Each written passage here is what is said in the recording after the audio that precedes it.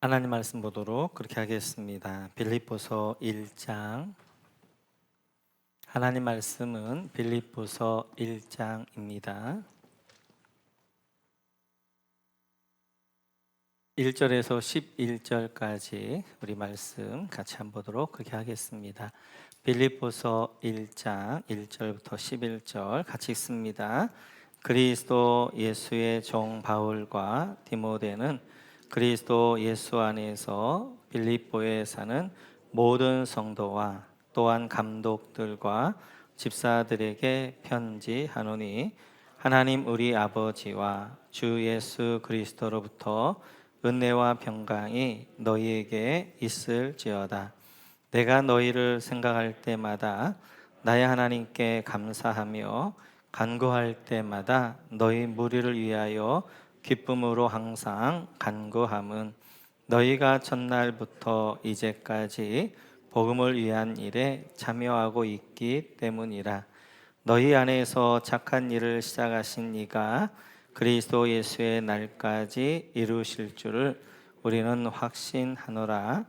내가 너희 무리를 위하여 이와 같이 생각하는 것이 마땅하니 이는 너희가 내 마음에 있음이며 나의 매임과 복음을 변명함과 확정함에 너희가 다 나와 함께 은혜에 참여한 자가 됨이라. 내가 예수 그리스도의 심장으로 너희 무리를 얼마나 사모하는지 하나님이 내 증인이시니라. 내가 기도하노라. 너희 사랑을 지식과 모든 총명으로 점점 더 풍성하게 하사 너희로 지극히 선한 것을 분별하며 또 진실하여 허물 없이 그리스도의 날까지 이루고 예수 그리스도로 말미암아 의의 열매가 가득하여 하나님의 영광과 찬송이 되기를 원하노라. 아멘.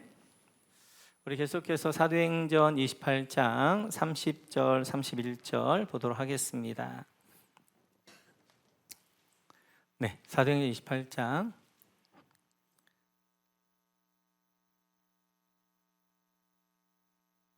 네, 같이 한번 읽어볼까요?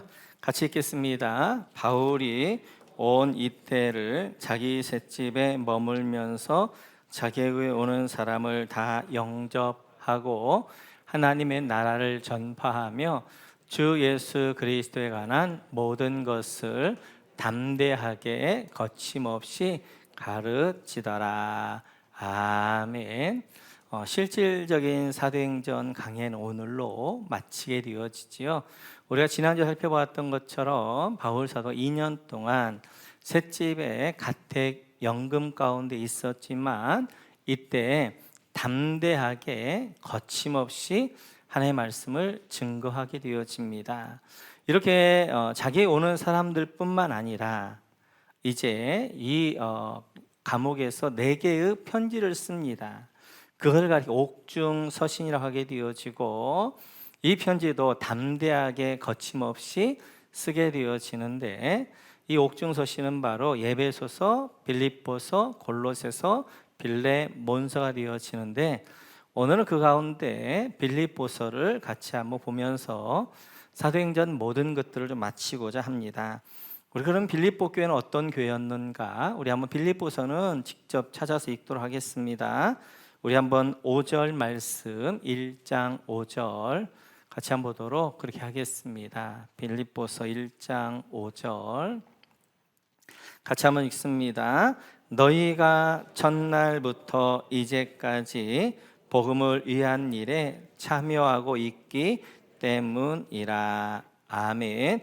여러분 여기 첫날부터 이제까지 동그라미 쳐주시면 좋겠습니다. 첫날부터란 말은 바울 사도가 빌립보에 가서 복음을 전하고 빌립보 교회가 세워진 날부터, 그리고 이제까지는 바울 사도가 로마 감옥에 갇혀서 지금 편지를 쓰고 있는 지금까지 이 빌립보 교회는 복음을 위한 일에 참여했다라고 말한 것들을 보면 이 빌립보 교회는 바울 사도에게 선교 후원을 했어요. 그래서 그들이 빌립보 교회가 세워지면서 지금까지 이제 유일하게 모든 교회 중에 빌립보 교회만 마지막까지 바울 사도에게 선교한 교회가, 후원한 교회가 빌립보 교회가 되어집니다. 이런 빌립보 교회가 얼마나 고맙겠어요. 이렇게 관심 갖고 후원해주고 물질로 기도를 후원해준 이 교회를 생각할 때마다 바울 사도는 3절과 4절을 보면 이런 마음입니다. 같이 한번 볼까요? 3절, 4절 같이 읽겠습니다.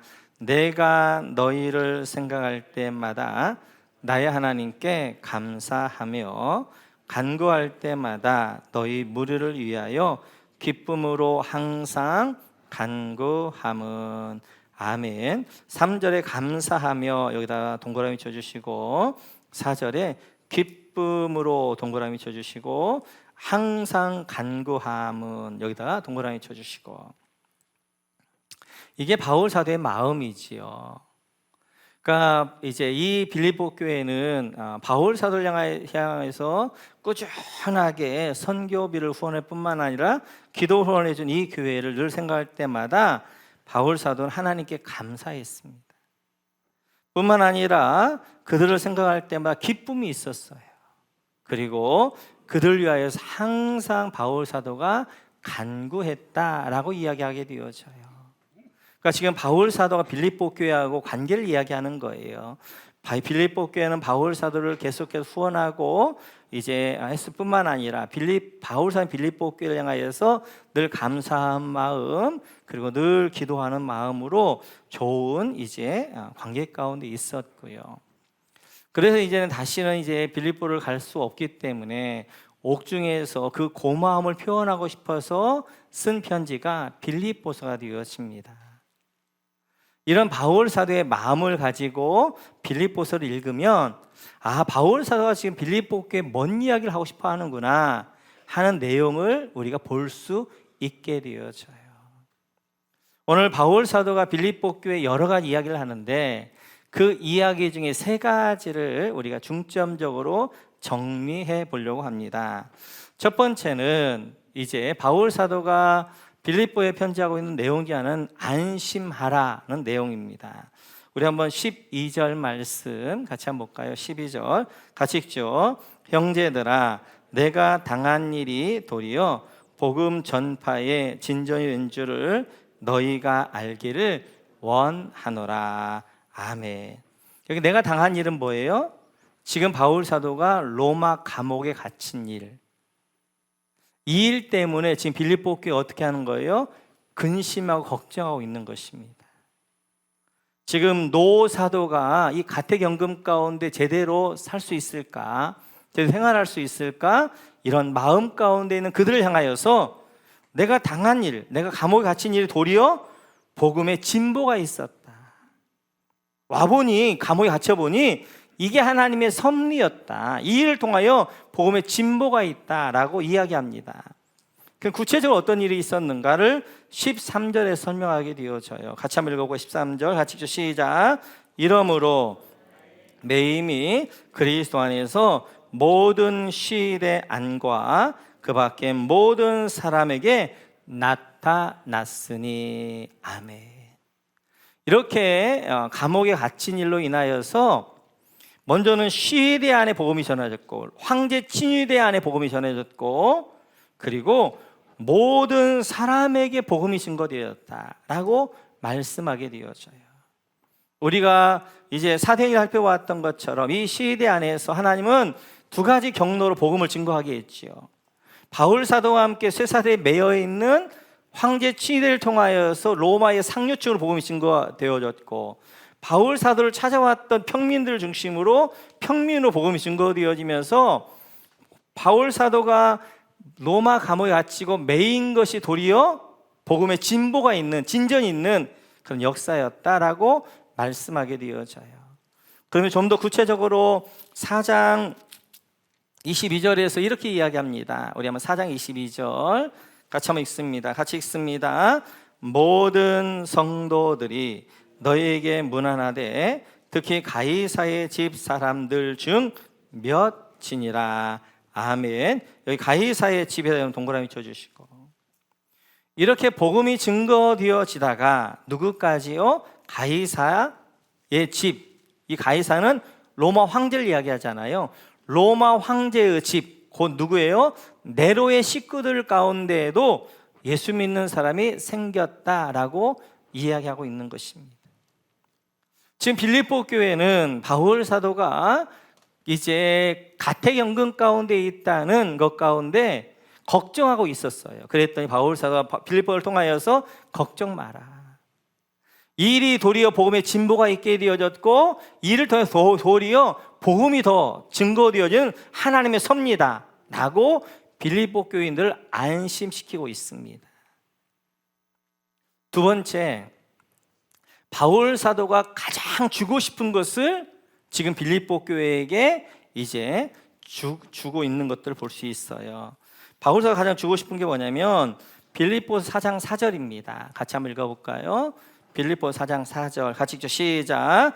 주 안에서 항상 기뻐하라. 내가 다시 말하노니 기뻐하라. 아멘. 여러분 항상 기뻐하라 여기다가 이제 동그라미 쳐주시고요. 바울 사도가 빌립보 교회에 가장 주고 싶은 게 뭐냐면 항상 기뻐하는 삶이에요.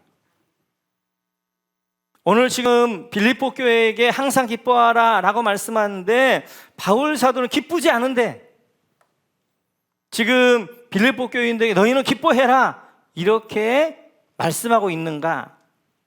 우리가 생명의 삶에서 살펴봤던 그렇지 않은 거지요. 하나님이 뭘 말씀하실 때는 두 가지 중에 하나란 말이에요. 하나는 하나님이 그런 분이시든지 아니면 하나는 하나님이 그렇게 행하셨든지 둘 중에 하나를 말씀한단 말이에요. 오늘도 바울 사도도 마찬가지예요. 자기가 항상 기뻐하지 않는데 빌립보 교회를 향하여 너희는 항상 기뻐해라 라고 말하고 있는 것이 아니란 말이에요. 지금 바울 사도는 감옥에 갇혀 있습니다. 쇠사슬에 묶여 있습니다. 그런데 바울 사도 안에는 기쁨이 있는 거예요. 그 기쁨도 어떤 기쁨이요? 항상 기쁨이 있는 거예요. 내 안에 이렇게 항상 기쁨이 있는데 이 기쁨을 너희가 갖기를 원한다 라고 해서 빌립보 교인을 향하여서 주 안에 기뻐하라. 내가 다시 말하니 기뻐하라. 그래서 빌립보서의 주제가 기뻐하라 입니다. 기뻐하라. 그러면 바울 사도는 지금 환경은 기뻐할 수 없는 환경이잖아요. 감옥에 갇혀 있고 쇠사슬에 묶여 있고 그리고 어떻게 보면 원망과 불평할 수 있는 환경인데 그건 어떻게 기쁨이 그것도 항상 기뻐할 수 있는가? 그 비결에 대해서 바울 사도는 1장 5절에서 6절에서 이렇게 이야기합니다. 1장 6절 좀만 키워주세요. 1장 6절에서 이렇게 이야기하는데요. 같이 한번 읽습니다. 시작. 너희 안에서 착한 일을 시작하신 이가 그리스도 예수의 날까지 이루실 줄을 우리는 확신하노라. 아멘. 여러분 착한 일이라 동그라미 쳐주시죠. 착한 일. 착한 일은 뭐냐면 구원을 이야기하는 거예요. 하나님의 새 창조를 이야기하는 거예요. 하나님이 우리 안에 새 창조 구원을 하나님이 시작하셨고 그 일을 하나님이 완성 이루실 것을 안다라고 이야기하는 거예요. 그러니까 바울 사도는 지금 뭘 하는 거예요? 끝을 아는 거예요. 끝을. 우리 이 인생의 끝이 무엇인가? 우리 믿음의 끝이 무엇인가를 바울 사도는 아는 것입니다. 우리 인생의 끝은 믿음의 끝은 승리예요. 하늘 나라예요. 하늘 영광이에요. 하늘 상급이에요. 이걸 보는 거, 이걸 아는 거예요. 지금 바울 사도는 옥중에 묶여 있고 쇠사슬에 매여 있지만 이게 끝이 아니라 이 망하는 것이 끝이 아니라 이건 과정일 뿐이고 그의 인생의 마지막은 하늘나라이고 승리이고 하늘 영광이고 하나님이 주실 상급이라는 것을 아는 거예요. 그러니 그 안에 기쁨이 있는 거예요. 기쁨이 있는 거예요. 지금 빌립보 교회에 너희들에게 핍박이 있지만 너희들 그 환경 때문에 원망하고 환경에 눌리지 말고 우리 그리스도인들은 끝을 아는 자들이니까 우리 그리스도의 끝이 결정되어진 거예요. 망하기 들린 자들 이미 끝은 승리가 보장되어져 있는 삶. 하늘의 영광과 하늘의 상급이 주어지고 보장되어 있는 삶이 우리의 삶이란 말이에요. 그러니까 지금 어떤 환경 가운데서도 기뻐해라. 그런 마음을 갖고 끝을 보게 되어지면 그 안에 항상 기뻐할 수 있는 거예요. 이렇게 끝을 아는 사람들에게 나타나는 두 가지 특징 중에 하나가 삶의 여유가 생깁니다. 삶의 여유가 생기는 거예요. 과정을 즐길 줄 아는 거예요. 지금 이 과정이 끝이 아니라 이 과정을 하나님 나를 만들어 가신 하나님의 손길이라는 걸 알고 그 과정 가운데 불평하는 것이 아니라 승리로 인한 감사와 기쁨이 있게 되어지는 거예요. 오늘 바울 사도가 감옥에 갇혀 있지만 이게 끝이 아니에요. 끝은 하늘나라이고 하늘 영광이고 하늘 상급이란 말이에요. 그걸 바라보기 때문에 지금 바울 사도 감옥 안에서도 기쁨이 있게 되어지는 것이 그가 어떤 상황에 항상 기뻐하게 되어지는 거예요. 이렇게 끝을 아는 사람의 삶의 특징이 뭐냐면 4장 11절입니다. 같이 한번 읽어볼까요? 4장 11절 12절 같이 한번 읽습니다. 같이 읽습니다. 내가 궁핍함으로 말하는 것이 아니니라. 어떠한 형편이든지 나는 자족하기를 배웠노니 나는 비천에 처할 줄도 알고 풍부에 처할 줄도 알아. 모든 일 곧 배부름과 배고픔과 풍부와 궁핍에도 처할 줄 아는 일체의 비결을 배웠노라. 아멘. 11절에 보면 자족 여기다 동그라미 쳐주시고 12절에 보면 일체의 비결에다 동그라미 쳐주시고 이렇게 끝을 아는 사람, 끝을 보는 사람에게 나타나는 삶의 특징은 과정을 즐길 줄 알고 삶의 여유가 있기 때문에 그들의 특징은 삶이 자족할 줄 아는 거예요. 그래서 하나님이 풍부에 처하게 되어 풍부 가운데 살게 되어지고 하나님의 비천에 처한 비천 가운데 살게 되어지는 거예요. 그래서 배부름과 배고픔과 풍부와 궁핍에도 처할 줄 아는 일체의 비결 가운데 살아갑니다. 이미 끝은 승리가 보장되어져 있는 사람은 그 과정에서 자족할 줄 아는 거예요. 자족한다는 말은 삶에 만족한다는 거예요. 삶에 감사한다는 거예요. 왜냐하면 이러한 삶이 지금 환경이 지금 어려움들이 나를 어떻게 하는 거예요? 다듬어 가신 하나님의 손길이고 나를 만들어 가신 하나님의 역사이기 때문에 그 삶 가운데 만족할 줄 알고 자족할 줄 알고 감사할 줄 알고 그렇게 살아간다라고 이야기하는 거예요. 너희는 항상 기뻐해야 되는데 왜 기뻐해야 되느냐? 우리 끝을 알기 때문에, 끝은 승리이기 때문에, 과정은 그 승리를 이뤄가는 과정이기 때문에 그 과정에 자족할 줄 알고 감사할 줄 알고 그 과정에 너희들이 이제 만족할 줄 알아라 라고 이야기하는 거예요. 그런 사람이 어떤 삶이냐? 4장 13절 13절 같이 한번 읽고 시작. 내게 능력 주시는 자 안에서 내가 모든 것을 할 수 있느니라. 아멘. 이제 11, 12절을 보니까 13절 해석이 되어진단 말이에요. 13절만 딱 떼어내서 우리는 늘 뭐라고 이야기하는 거예요? 여기 능력은 초자연적인 능력, 산을 옮길 만한 능력. 근데 여기 능력 그 능력이 아니에요. 자족이 능력이고요, 감사가 능력입니다. 여기 능력이라는 것은 초자연적인 능력 아니면 산을 옮길 만한 능력이 아니라 이제 우리의 삶을 이기는 능력이에요. 환경을 이기는 능력이에요. 사탄이 환경을 통해 나를 무너뜨리려고 합니다. 환경을 통하여 나를 넘어뜨리려고 하는데 이제 그리스도는 끝을 알기 때문에 그 끝을 알면서 지금 만족하며 자족하며 하나님의 지금 이 상황 가운데 하나님의 선하시고 기뻐하시고 온유한 뜻이 무엇인가 분별하며 살기 때문에 자족하면서 어떻게 하는 거예요? 그 환경을 이기게 되어져 그 환경을 초월하며 그 환경에 감사하며 승리하며 살게 되어지는 거예요. 자족이 능력인 줄 믿습니다. 감사가 능력인 줄 믿습니다. 자족하고 감사하는 자에게 삶 가운데 능력이 나타나기 시작하는 거예요. 어떠한 삶도 이겨가는 삶이 되어지는 것입니다. 오늘 바울 사도가 정말 빌립보 교회 아까 살펴봤던 것 너무너무 고마운 교회잖아요. 그 교회 첫 번째 주고 싶었던 것이 바울이 가지고 있는 이 기쁨. 그 기쁨은 요한복음에 말씀하시는 예수님이 내 기쁨, 예수님의 기쁨, 그 기쁨, 환경에 주시는 기쁨이 아니라 하늘에 주시는 기쁨, 그 기쁨을 주기로 하는 거예요. 어떤 사람이 기뻐할 수 있느냐? 끝을 아는 사람이 과정이기 때문에 지금 어떤 환경에서도 기뻐할 줄 알고 감사할 줄 알고 자족할 줄 알게 되어지는 거예요. 여러분 모두 이런 기쁨이 있기를 주님의 이름으로 축원합니다. 축원합니다.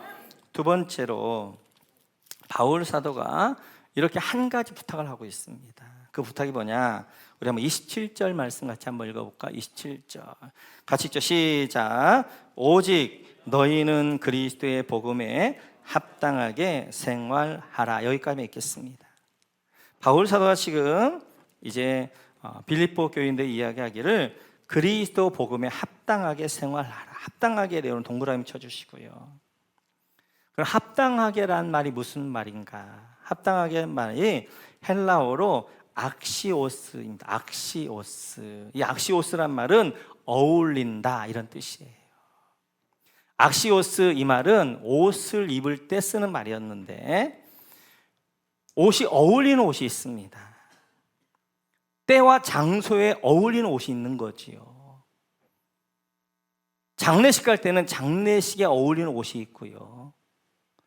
잔치집에 갈 때는 잔치집에 어울리는 옷이 있고 파티에 갈 때는 파티에 어울리는 옷이 있단 말이에요. 뭐 지금 같은 경우에는 좀 이제 조금 자유로울 수 있지만 예전에는 이런 옷이 신분과 이런 것들을 정확하게 분별했다. 마찬가지 그리스도 복음에 어울리는 생활을 해라. 그리스도의 복음에 어울리는 옷을 입어라. 복음에 어울리는 삶을 살아라 라고 말씀하게 되어져요. 예배소 교회도 이렇게 이야기합니다. 4장 같이 한번 읽죠. 시작. 그러므로 주 안에서 갇힌 내가 너희를 권하노니 너희가 부르심을 받은 일에 합당하게 행하라. 복음에 합당하게 행하라 이 말은 부르심에, 하나님이 나를 부르셨는데 그 부르심에 합당하게 생활하라. 이제 부르심에 합당한 옷을 입어라 라고 말씀하게 되어져요.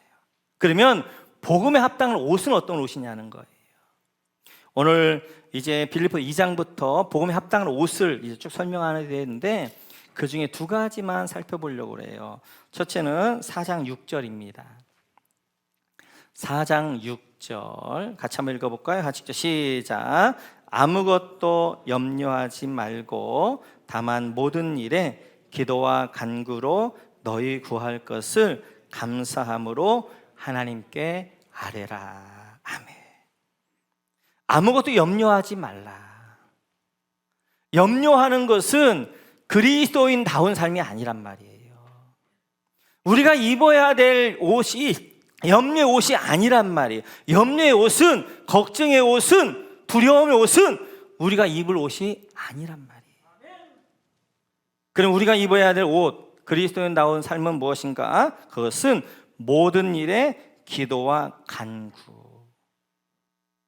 그리스도인에 합당한, 그리스도에 어울리는 삶은 기도하는 삶이에요. 간구하는 삶이에요. 염려하는 삶이 아니라, 걱정하는 삶이 아니라 기도와 간구를 하나님께 올려드리는 삶. 이것이 그리스도인다운 삶, 그리스도인에게 어울리는 삶이고 우리가 입어야 될 옷이다라고 말씀하게 되어져요. 세상 사람들은 염려의 옷을 가지고 삽니다. 왜냐하면 자기 인생을 자기가 책임져야 되는 거예요. 그러니까 늘 염려와 걱정 가운데 매여 사는 거예요.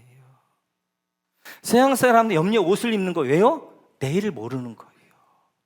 내 인생이 어떻게 될 것인가를 모르는 거예요. 그래서 매일매일 어떻게 하는 거예요? 내일에 대한 염려 가운데 사는 거예요.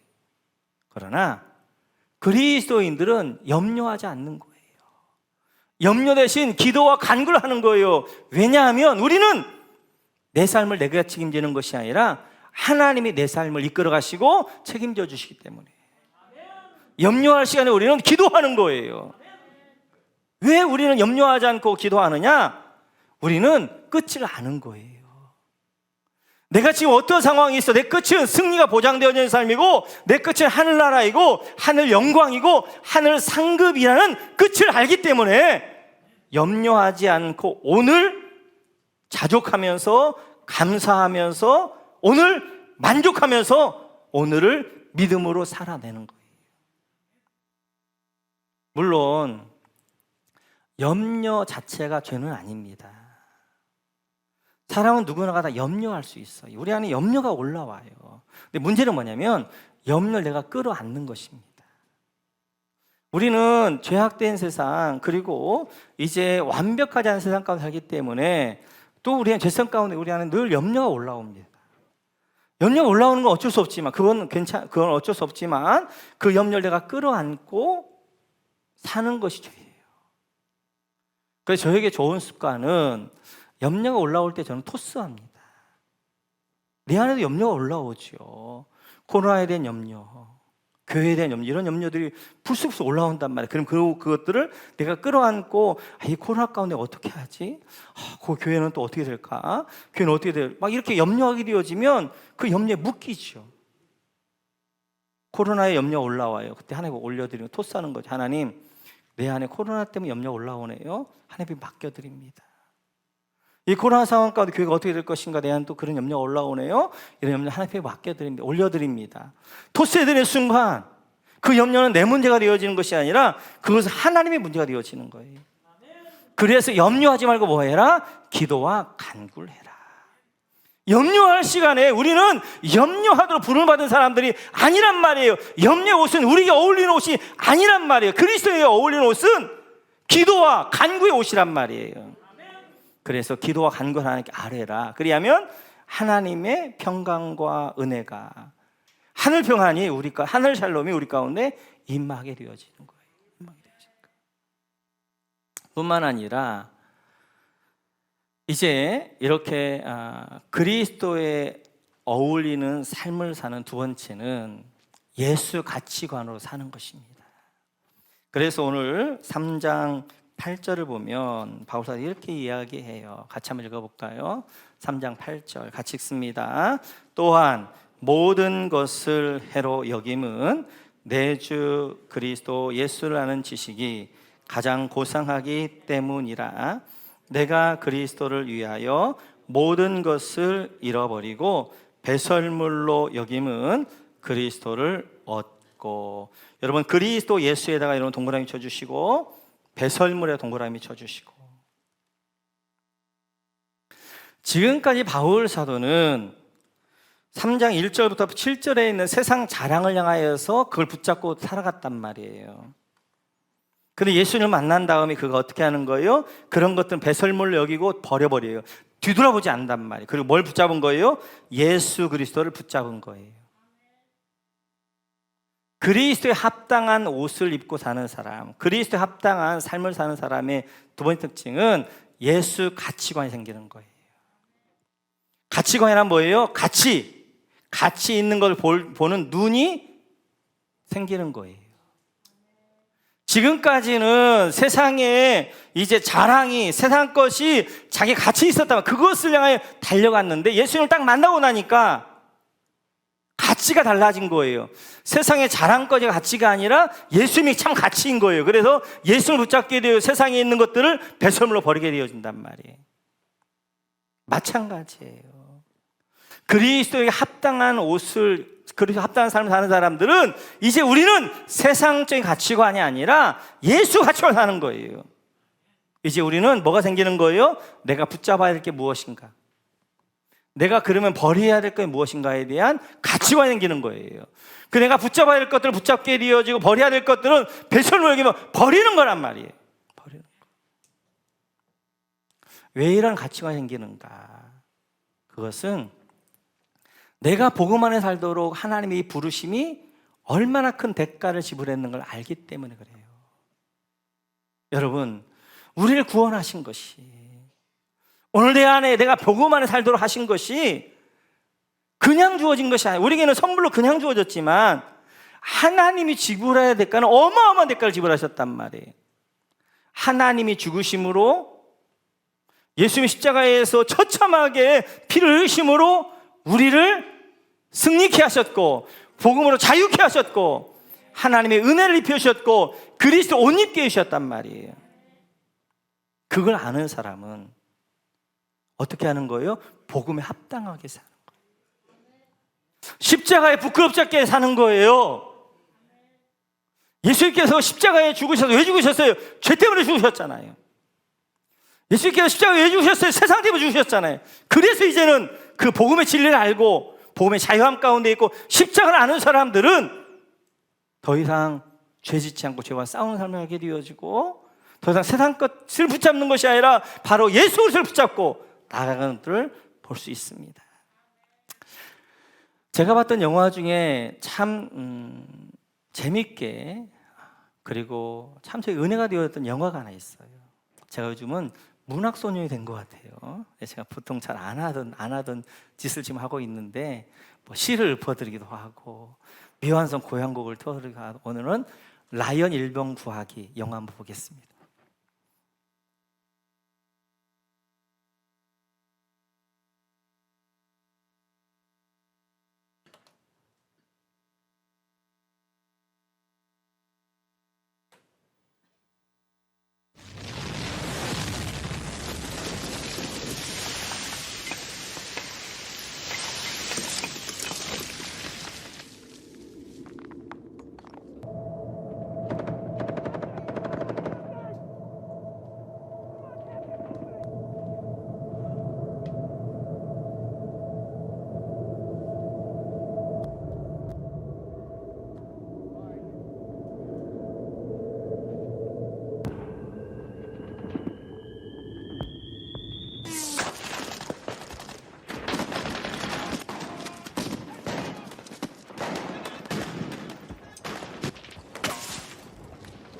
Where the hell are you going? Captain, get back here!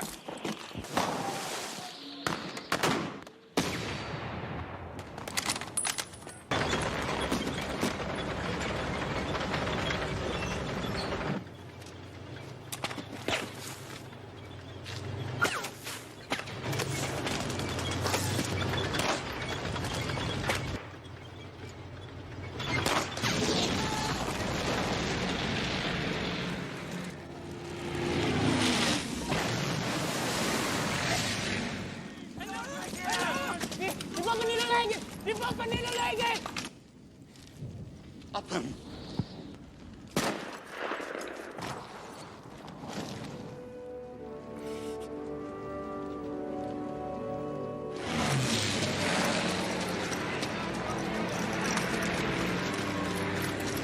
What, sir?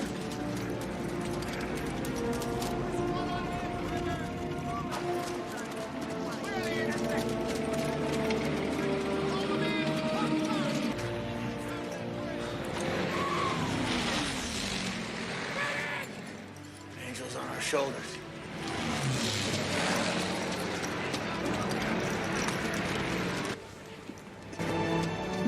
James, earn it.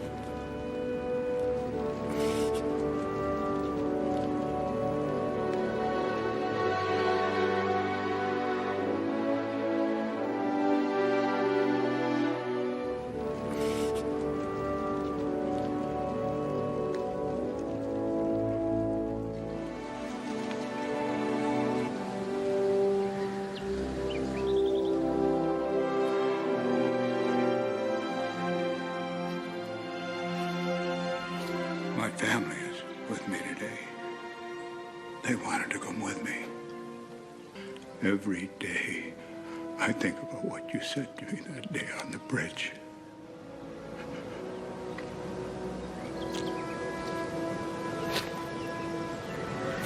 James.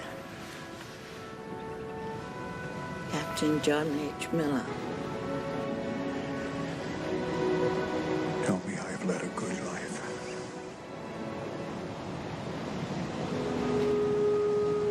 You are.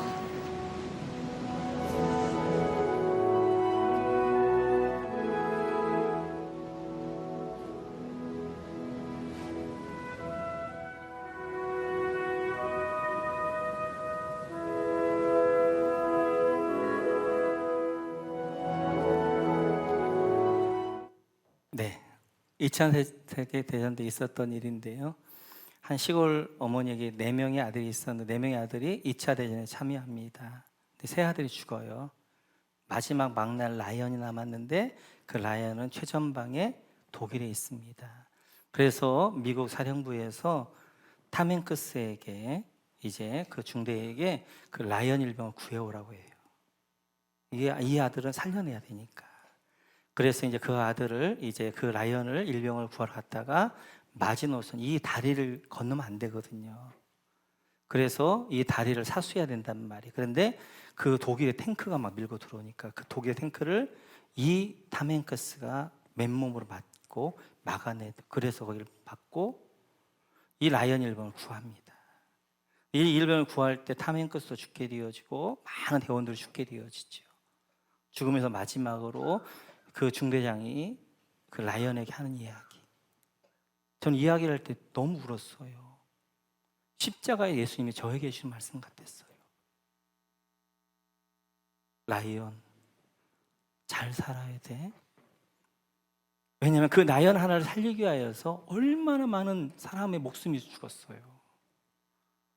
그 라이언은 그 말을 기억하고 일평생 그래 나 하나 때문에 우리 중대장뿐만 아니라 많은 구대원들이 죽었잖아요.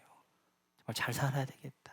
그렇게 마지막에 이제 늙어서 자기 가족과 함께 와서 그 중대장 앞에 보고를 하는 거죠. 십자가에서 예수님 죽으시면서 여러분이 말씀하신 거예요. 내가 네 옷 입고 제 옷 입고 죽을 테니까 너는 내 옷 입고 복음에 합당하게 살아라. 복음에 어울리게 살아라. 그리스도인답게 살아라. 말씀하게 되어져요. 오늘 빌립보를 향하여서 바울사가 그걸 부탁하는 것입니다. 너희 부르심이 그냥 부르심이 아니라 하나님이 죽으셔야 될 부르심이었고 그 부르심을 불렀으니까 복음에 합당하게 복음에 어울리게 살아라 라고 말씀하게 되어져요.